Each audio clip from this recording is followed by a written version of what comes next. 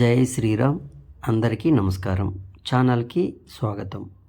మౌని అమావాస్య రోజు ఏం చేయాలి? ఈ వీడియోలో మనము మౌని అమావాస్య రోజు ఏం చేయాలో పూర్తిగా తెలుసుకుందాం. మహాశివరాత్రికి ముందు వచ్చేటటువంటి అమావాస్యను మౌని అమావాస్య అని అంటారు.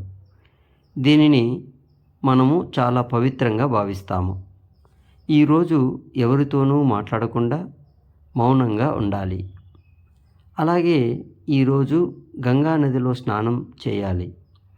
ప్రధానంగా త్రివేణి సంగమంలో జలాలు అమృతతుల్యం అని మన పెద్దలు చెబుతూ ఉంటారు. కావున ఈ అమావాస్య రోజు పుణ్య స్నానంతో ఎన్నో జన్మల పుణ్యం మనకు లభిస్తుంది. అలాగే ఈరోజు రావి చెట్టు నీడలో దీపాలు వెలిగించి పితృదేవతలకు తర్పణం పెట్టాలి.